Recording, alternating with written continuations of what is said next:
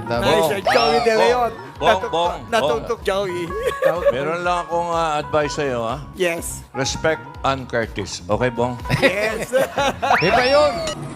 Nagpahayag ng suporta ang buong programa ng Itbulaga kay Ann Curtis matapos ang kontrobersyal na pahayag ni Bong Suntay na umani ng batikos mula sa publiko. Sa gitna ng kanilang usapan sa noontime show, naging malinaw ang paninindigan ng host na mahalagang pairali ng respeto lalo na sa mga kababaihan. Diretsang nagpahayag ng suporta si Joey De Leon kay Ann Curtis sa isang segment ng noontime show na Itbulaga. Hindi nagdalawang isip ang veteran host na iparating ang kanyang mensahe tungkol sa respeto sa kababaihan.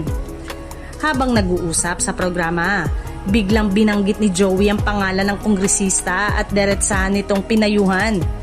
Ayon sa kanya, mahalagang pairali ng paggalang lalo na kapag tungkol sa isang babae at kapwa-artista ang pinag-uusapan. Eto pala si Bumbong. Respect Ann Curtis, respect, ani Joey sa kanyang pahayag na agad namang napansin ng mga manonood. Maikli man ang sinabi, malinaw ang mensahe nito na dapat igalang si Ann at iwasan ang anumang pahayag na maaaring makasakit o makabastos.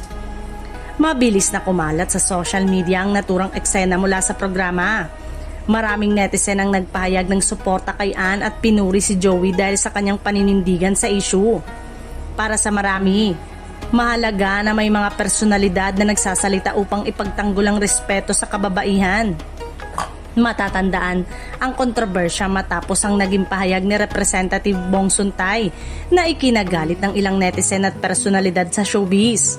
Dahil dito, sunod-sunod ang reaksyon mula sa iba't ibang artista at host sa industriya. Sa gitna ng usapin, patuloy pa ring umaani ng suporta si Ann mula sa kanyang mga kapwa-artista at mga fans.